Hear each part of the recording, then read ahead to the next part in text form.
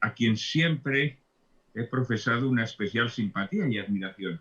Porque sin duda me parece el gran héroe de la historia de España, y el único capaz de codearse con nuestros héroes legendarios, ¿no? Porque es verdad que tenemos al Cid Campeador, o tenemos a Don Pelayo, tenemos a tantos personajes que se mueven en la borrosa frontera entre la realidad y la ficción.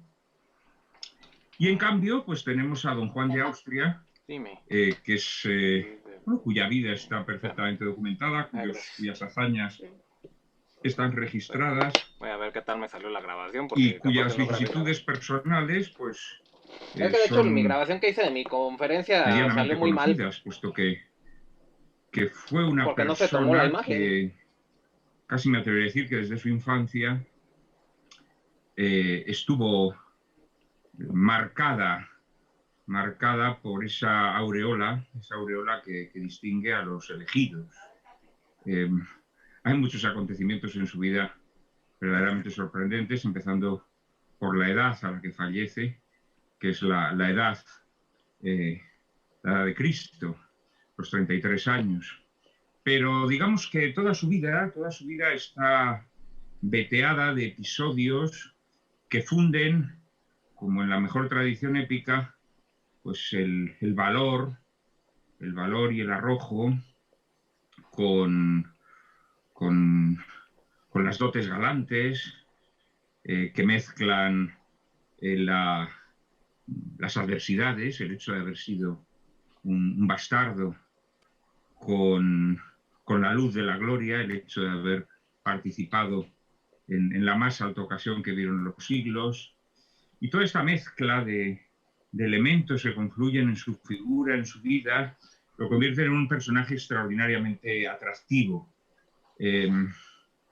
Desde luego desde el punto de vista historiográfico, pero también me atrevería a decir desde el punto de vista novelesco, ¿no? Yo no descarto algún día escribir una novela sobre Don Juan de Austria, porque creo que no hay ningún personaje, efectivamente, que se le iguale en la historia de España. Miguel Ayuso conoce bien mi pasión por él, pasión extrema que incluso nos llevó a enfadarnos en cierta ocasión famosa para él y para mí, puesto que creo recordar que es la única vez en la que nos peleamos a propósito de la figura de Don Juan, en contraste con la figura de su hermano, el rey Felipe. Y bueno, pues hablar de un poco, trazar la figura de Don Juan es meternos realmente en un recinto en donde la historia se da la mano con la leyenda. De alguna manera su vida tiene ese mismo perfume que tienen las vidas de los santos de la leyenda áurea, ¿no?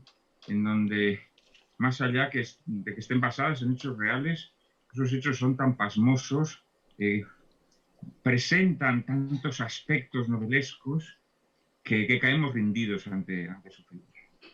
Ya su propia concepción es novelesca.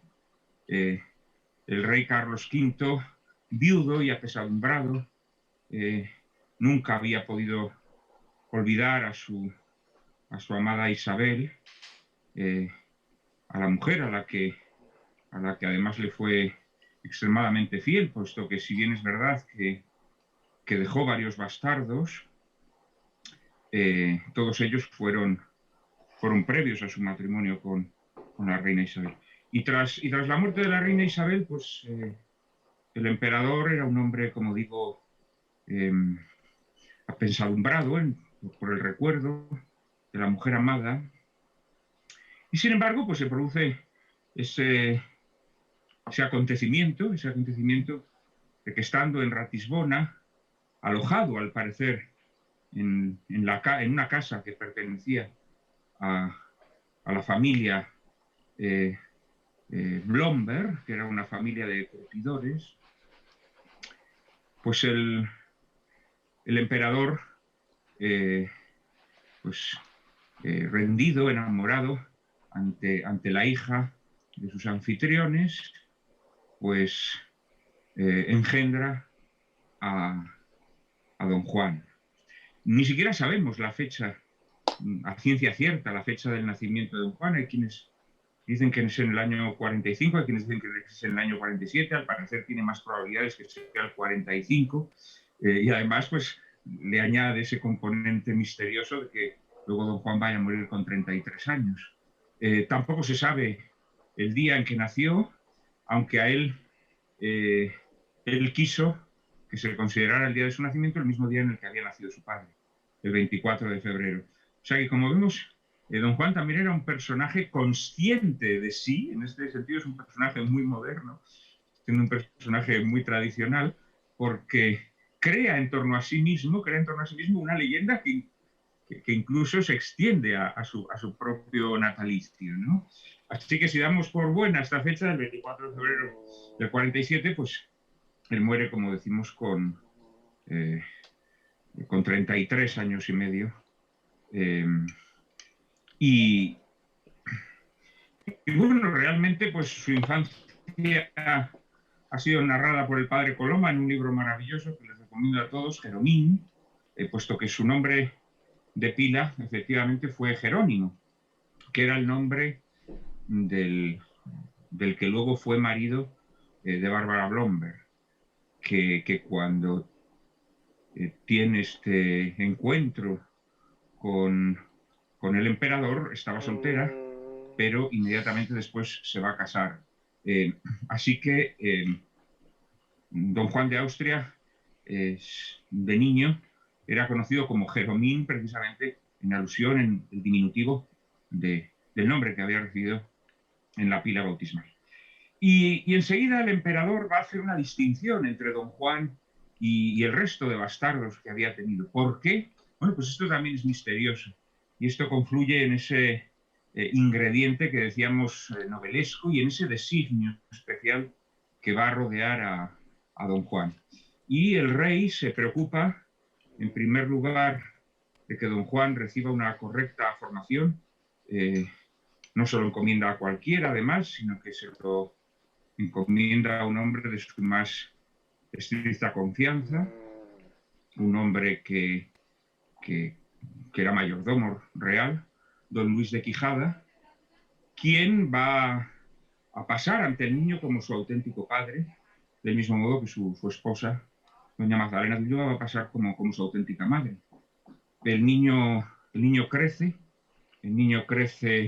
no sé si en sabiduría, pero desde luego en viveza y en inteligencia. Desde muy niño da muestras de estar muy especialmente dotado, de ser un muchacho muy valeroso, de ser un muchacho también muy magnánimo. Y sus prendas llegan a oídos de su padre, ya para entonces retirado en Yuste, tras su abdicación. Y le pide a don Luis de Quijada que lo lleve a Yuste. Y el niño impresiona muy vivamente al emperador, hasta el extremo de que le pide a su mayordomo que se instalen en una localidad muy cercana a Yuste, en un pueblecito llamado Cuacos de Yuste, para tener más cerca al niño. Ese niño, que además pues era muy pillo, era muy travieso. El padre Coloma nos cuenta un montón de travesuras que no son fantasías de novelistas, sino que son reales y están basadas en las crónicas y en la correspondencia de los nobles de la época. El niño, al parecer, era muy aficionado a ballestear pájaros y tenía una gran habilidad, probablemente porque, como decimos, sus dotes militares empezaban a mostrarse. Y tanto le fascina a este niño al emperador, que hace una excepción, y en su testamento, en donde no menciona a otros muchos bastardos, bueno, a otros muchos no, a otros bastardos que había tenido, a quienes había procurado unos destinos o unas rentas que les permitieran vivir dignamente. Sin embargo, con don Juan, y es él quien pide que se le ponga este nombre, se dice que porque doña Juana, su madre, hubiese querido que hubiese sido su propio nombre, lo cual también denota una predilección especial por este niño, él en su testamento incluye una manda en un codicilo a su heredero, al rey Felipe, pidiéndole que se encargue muy especialmente de este su hermano. Realmente la historia de don Juan de Austria es tan apetecible desde el punto de vista novelesco que también nos obliga a preguntarnos por la relación con su hermano Felipe, ¿no? Que fue una relación extraordinariamente rica, llena de claroscuros, llena de escenas de sombra y de zonas luminosas. Ambos se profesaban un gran respeto, y no solo respeto, sino amor, pero evidentemente eran dos personas radicalmente opuestas. Probablemente en ellos se dé el epítome, en uno del gobernante y en el otro del guerrero. Y probablemente, pues, del mismo modo que Felipe II era un hombre extremadamente prudente, a veces incluso dubitativo, y a veces de esas dubitaciones aprovecharon algunos malandrines, como su secretario Antonio Pérez. Don Juan de Austria, por el contrario, era un hombre extraordinariamente impetuoso, era un hombre hecho para la acción y, por lo tanto, un hombre en quien, más que la reflexión, importaba la gallardía del gesto y la capacidad para tomar decisiones que a los ojos de los hombres de su tiempo podían ser arriesgadas o incluso temerarias, pero que él, a través de su valor, de su capacidad para enardecer los corazones de sus hombres y también, indudablemente, de la predilección que la providencia tenía con él, pues llevó a cabo hazañas inconcebibles. El profesor Gambra nos acaba de exponer la más impresionante de todas ellas, pero no la única, no la única. El caso es que don Juan pues fue incorporado fue reconocido miembro de la familia real, aunque es verdad que su hermano se negó toda la vida a concederle a que fuera reconocido con el título de Alteza. Y en un principio pues destinó para él la carrera eclesiástica, designio contra el que don Juan se rebeló sin ambajes. Estuvo, sin embargo, unos años estudiando en Alcalá de Henares, en la Universidad Complutense, en la auténtica Universidad Complutense, digámoslo así, y allí además lo hizo con el propio hijo del rey, su heredero por entonces, Carlos, de infausta memoria, porque, como todos sabemos, y a pesar de que la leyenda negra lo presentó como una víctima de su padre, pues realmente fue ante todo yo diría que un psicópata, también un conspirador y otras cosas peores, probablemente un criminal también, por las cosas que sabemos, pero desde luego un hombre desequilibrado. En cierta ocasión fue como un correveidile ante su padre a decirle que había tratado de burlarse de su tío, diciéndole que él era hijo legítimo, mientras que don Juan era un bastardo, y don Juan le respondió que su padre era un hombre más glorioso que el padre de don Carlos. Cosa a la que Felipe II, cuando su hijo le fue con el chivatazo, tuvo que reconocer que en efecto así era. Puesto que él consideraba, evidentemente, por piedad filial, que su padre era un hombre más grande. El caso, como digo, es que don Juan no se amoldaba a los designios que el rey Felipe había diseñado para él, y siempre se convirtió en un problema porque era una figura altamente atractiva y descollante que desde muy joven va a atraer la atención de la corte, también del pueblo, porque se va a convertir en un gran héroe popular, y es un hombre que tiene un gran atractivo también para las mujeres. No sé si se me está oyendo, yo al profesor Gambra lo he oído con muchas dificultades porque se ve que mi conexión de internet hoy no es excesivamente buena, pero bueno, espero que no se entrecorte las cosas que voy contando. El caso es que desde muy joven dio cumplidas muestras de su valor.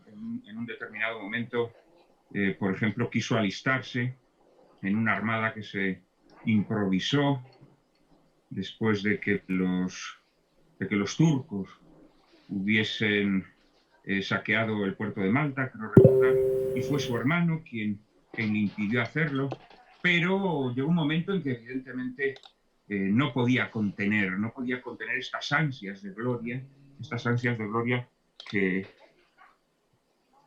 embargaban a su hermanastro. Y ya que no le había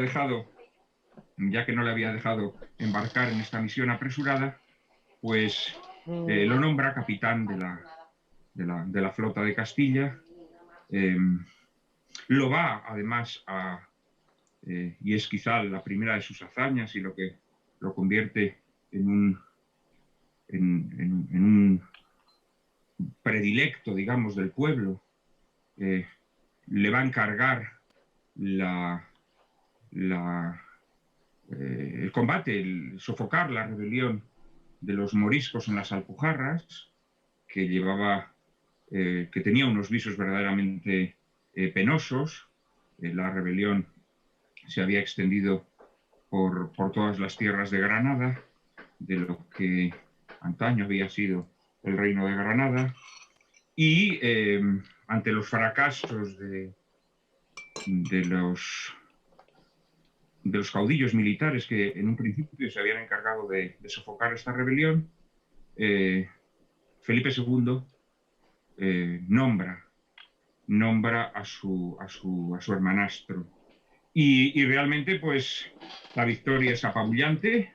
Es una victoria, además, muy cruenta, porque los rebeldes muestran una resistencia terrible y con episodios verdaderamente tristes para don Juan, como es la propia muerte de su ayo,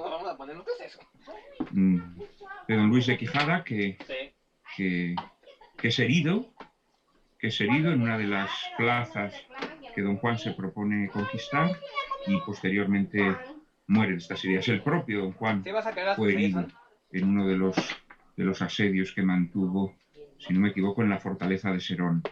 Y todo esto, don Juan además no le tembló el pulso, y cuando tiene que castigar a los rebeldes, los castiga sin ningún problema.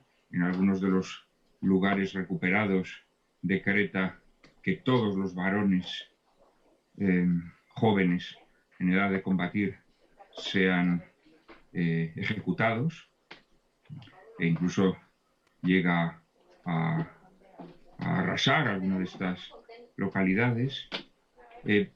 Después de esta primera hazaña de don Juan, pues realmente su fama y la fama de su valor crecen ya no solamente en las Españas, sino allende nuestras fronteras, y llegan a oídos del Papa Pío V, que en ese momento estaba disponiendo la formación de esa Santa Liga a la que ya se ha referido antes el profesor Gambra, de manera que no vamos a abundar en este episodio. Simplemente diremos que tras la victoria, cuando al Papa Pío V le dan la noticia, el Papa recita un versículo del primer capítulo de San Juan. Hubo un hombre enviado de Dios cuyo nombre era Juan, dice el Papa, en honor al héroe de Lepanto. Héroe que, como bien ha dicho el profesor Gambra, pues se convierte en el héroe de toda la cristiandad, se convierte en el hombre más famoso de Europa, y realmente seguramente pues en el modelo del caballero cristiano a los ojos de todos sus contemporáneos, ¿no? Habría que decir que en medio de todo este cursus honorum verdaderamente apabullante y deslumbrante de don Juan siempre fue un personaje muy humano. Y uno de esos gestos de humanidad lo probaba con su madre, con Bárbara Blomberg, que aparte de ser una mujer, nos dice el duque de Alba, pues bastante corta de mollera, de una mujer de pocas luces y un tanto casquivana, pues la verdad es que era una mujer que llevaba una vida que no se correspondía, digámoslo así, con el honor de ser la madre del mayor héroe de la cristiandad, ¿no? Era una mujer que estaba dando muchos quebraderos de cabeza al rey Felipe, que siempre quiso proveerla suficientemente para que llevara una vida digna, pero digamos que sus tendencias naturales pues, la impulsaban a llevar una vida indigna, ¿no? Y se conserva una carta muy hermosa de don Juan, en donde se prueba que no solamente la había repudiado, sino que perseveraba en su amor hacia ella, ¿no? Perseveraba en su amor hacia ella. Exactamente, dice, tengo la carta aquí, a ver si la encuentro. La recoge el padre Coloma en Fermín y es una carta del archivo de la familia de Alba, encontrada en el archivo de la familia de Alba, donde dice: señora, muchos días ha que no he tenido nueva alguna de vuestra merced, con que me da mucho cuidado, y habiéndole yo escrito y suplicado que siempre se acordase de avisarme de su salud y de todo lo demás que fue su gusto, pues además de la obligación que tengo como hijo que soy de vuestra merced de procurárselo, tengo también mucho deseo de dárselo, por estar cierto que como a buena madre y señora que me es, se lo debo.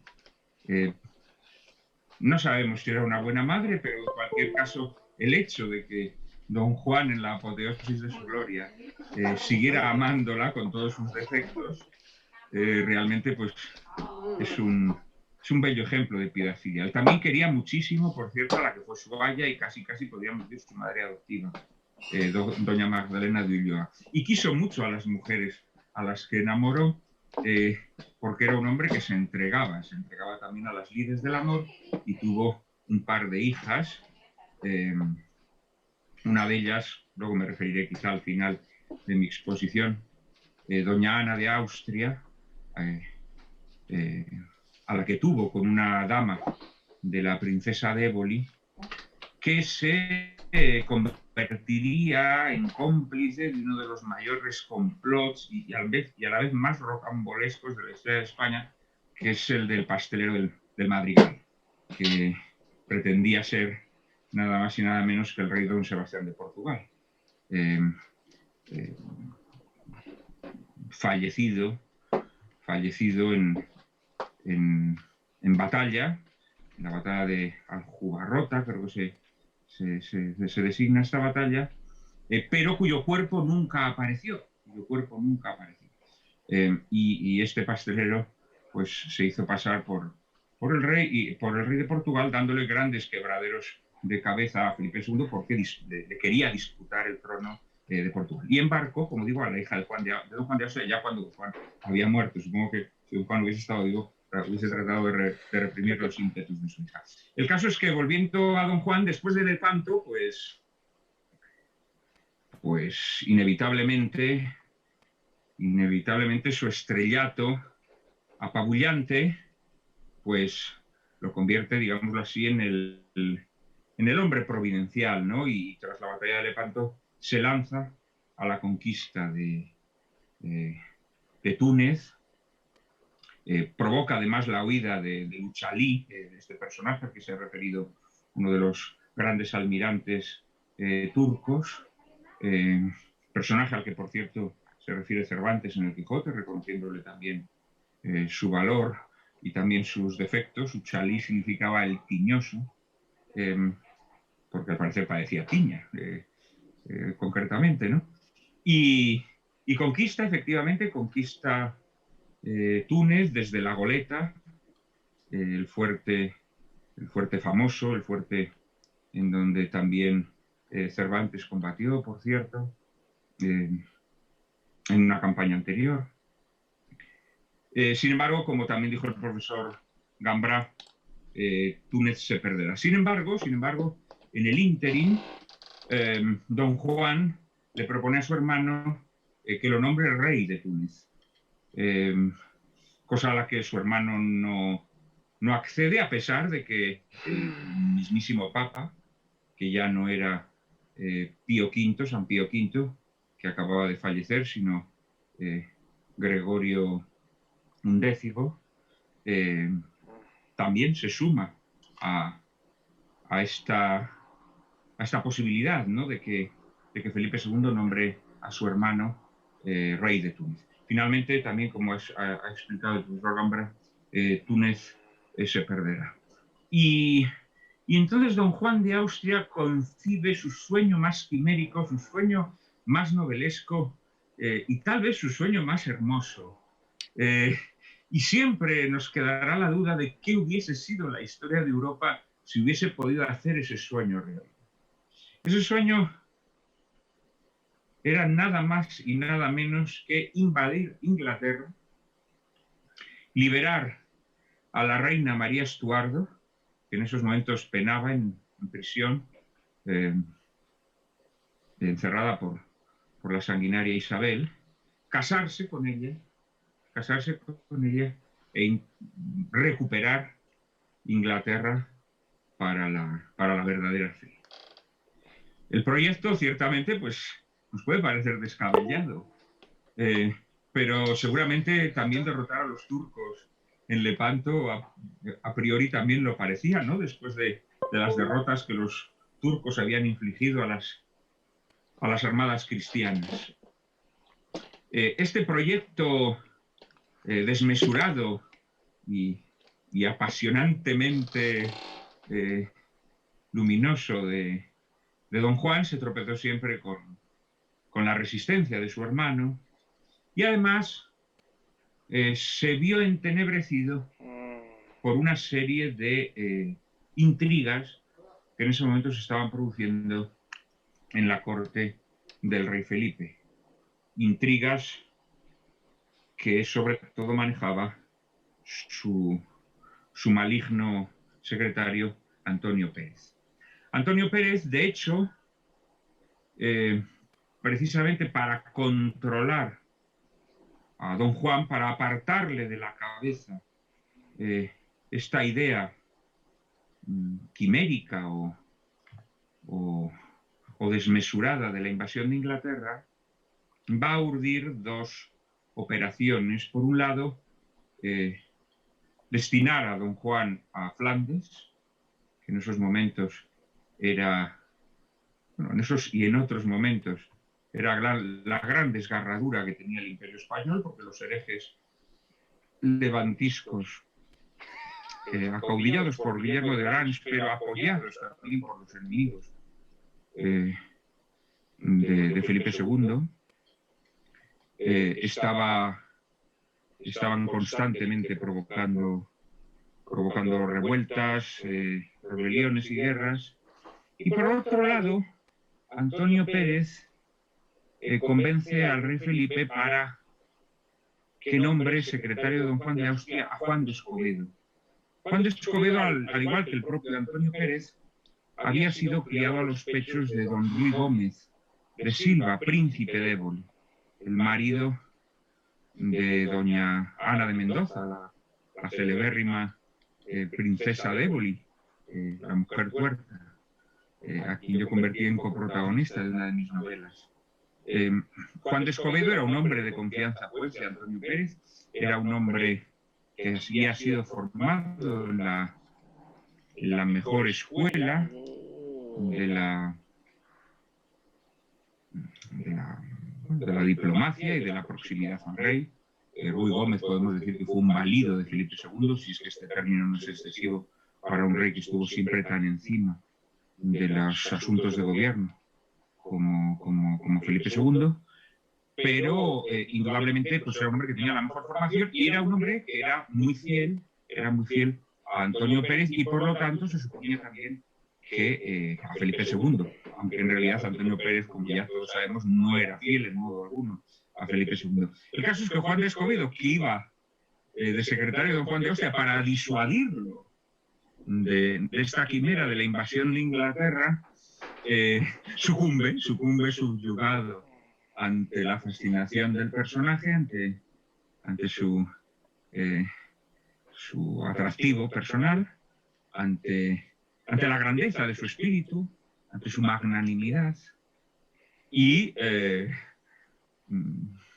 apoya la empresa de don Juan de Austria, lo cual pues, es un doble quebradero de cabeza. Y entonces, además, claro, Juan de Escobedo empieza a darse cuenta de que Antonio Pérez es un traidor, de que Antonio Pérez es un miserable que está maquinando con la princesa de Éboli el modo de...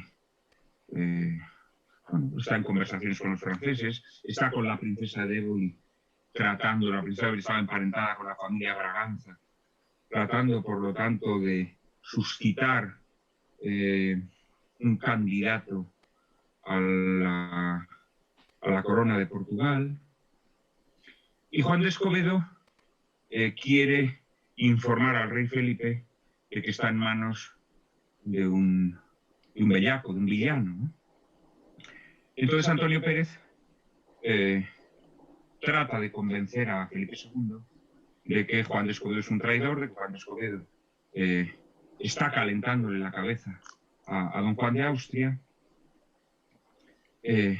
Y aquí pues surge uno de los episodios más oscuros del reinado de Felipe II, que es el asesinato de don Juan de Escobedo, que desde luego fue urdido por este turbio personaje, por Antonio Pérez. Tal vez, esto no se puede decir con certeza, pero sí hay indicios que apuntan a ello, con la anuencia o siquiera con el permiso de Felipe II. El caso es que mientras en Madrid Antonio Pérez está tendiendo todo tipo de asechanzas a Juan de Escobedo, porque realmente solo logra asesinarlo a la tercera, después de haberlo intentado envenenar 2 veces. Se ve que el hombre era resistente, como hoy en día algunos lo son a las vacunas, y no se moría ni a tiros. Pues al final lo acuchillan en un callejón, en una celada traidora, como no podía ser de otro modo, viniendo de las manos de Antonio Pérez. Antonio Pérez, entre tanto, pues ha logrado convencer al monarca para que no apoye a don Juan en este proyecto tan desmesurado de la invasión de Inglaterra, pero al mismo tiempo, y eso también es un episodio complejo, da la impresión de que Antonio Pérez se encarga de que don Juan no reciba refuerzos en Flandes, y no solo eso, sino que según todos los indicios confabula con franceses y con ingleses, con franceses con seguridad, para que apoyen a los rebeldes, a los herejes flamencos, de tal manera que don Juan se ve metido, después de haber cosechado algunas victorias, se ve metido en un atolladero porque no recibe fondos suficientes como para proveer la guerra, y no recibe tampoco refuerzos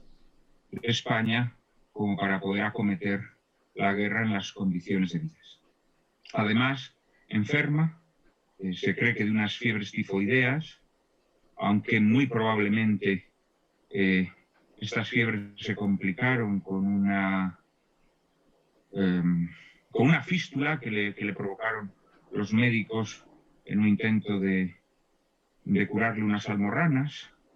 Esto no se sabe